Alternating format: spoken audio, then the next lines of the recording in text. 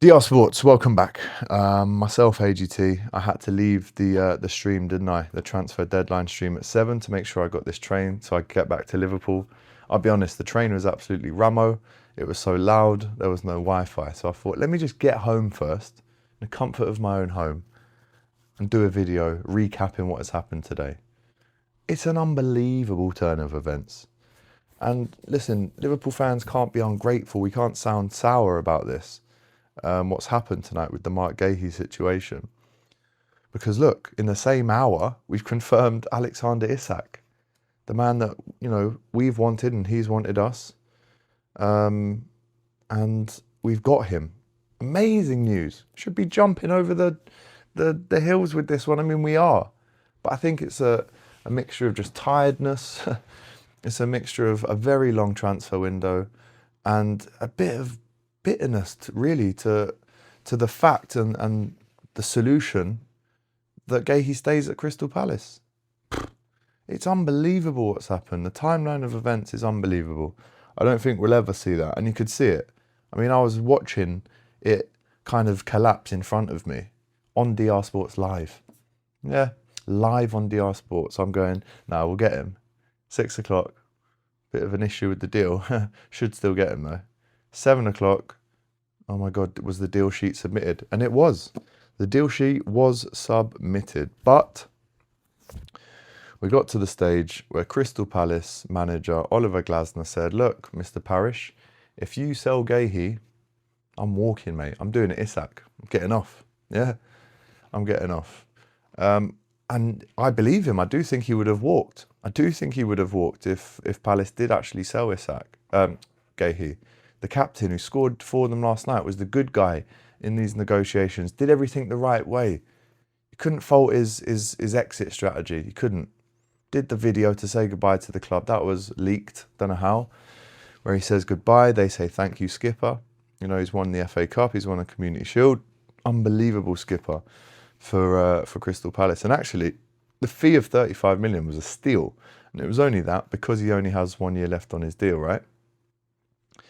But for us to go this far down the line with it, personal terms agreed a month ago, and we get to the point where as the seconds are ticking down, 6:59, 6:50, 51, 52, it gets to 7 o'clock, and we don't know if we've got him or not. And it only came to light maybe 45 minutes after, just before 8 o'clock, or maybe just after 8 o'clock actually, so an hour and a half after the deadline was set. Crystal Palace keep Marc Guéhi. Now, they did bring in the Toulouse defender, so that's good news for them. But this whole deal, the crux of this, was that Igor would go to Crystal Palace, again as a backup, or maybe even to come in and start, alongside Lacroix. That deal fell through. Initially on Sky Sports, we were told that the two aren't related, that Liverpool still will get Marc Guéhi over the line. And then, like I said, we found out just gone 8 o'clock that they're going to keep him. In an extraordinary turn of events. I mean, at 3 o'clock, the world was in our hands. And don't get me wrong, I'm just reactionary to this, right? Isak's through the door and that's unbelievable. It's the number one target of the summer that we've managed to get on transfer deadline day for a record fee. You can't really have any feelings negatively after you've seen that. And the way it was announced, brilliant. Newcastle with a very short and sweet statement, basically, that says, get out, you rat. That's what they think anyway. But he is ours now. Alexander Isak is a red, and he's going to score a hat full of goals for Liverpool, and that's amazing. But there is this feeling that what could have been. We did need the centre-back. Desperately, we did need it. And now, the recognised centre-backs at Liverpool Football Club, Virgil van Dijk, Ibu Konate, Giovanni Leone, Joe Gomez, and Reece Williams somehow is still at Liverpool Football Club. So they're all going to have to muck in. And actually, when you look at, when you look at the options that were out there, it seemed very clear that only Guehi was enough for Liverpool. We didn't want anyone else. Leone was a shrewd buy, of course, but my question to you guys in the comments, the Liverpool fans now, is are Liverpool well equipped enough to get to January with those centre-backs available? All it takes is one big injury, touch wood, that doesn't happen to Konate and Van Dijk. But hopefully Liverpool go and get Marc Guéhi on January the 1st. You know, he's desperate for the move. He was with his friends and family, about to celebrate. He was wearing the kit. I'm hearing as well, he was wearing the kit. He was, if he hadn't already filmed his media duties, he was about to. And apparently, you know, he's in pieces. He's very upset about the fall of the move. Family would be as well. He made the goodbye video that got leaked by Crystal Palace, so that's out there now. So it got to the point where the thing, just as time went on and the deal sheet was submitted, which was a good sign because it means both teams are probably still open to the deal, it got to the stage where I was going, this is going to get called off because they haven't got their replacement that they wanted. I mean, I've never seen anything like this. It's probably the most dramatic ever finish to a transfer deadline day in history in the Premier League. And Marc Guehi, I absolutely feel gutted for him because there's ways of doing it, right or wrong. The way Isak did it, he forced his way out, dug his heels in and said, I am never playing for this football club, because he knows that's what you have to do to leave, right? And, you know, Trent, the way he left, it wasn't good. The way a lot of players leave isn't good. But not Marc Guehi. He was the consummate professional. He did things, everything perfect. But it goes to show, bad things don't happen to...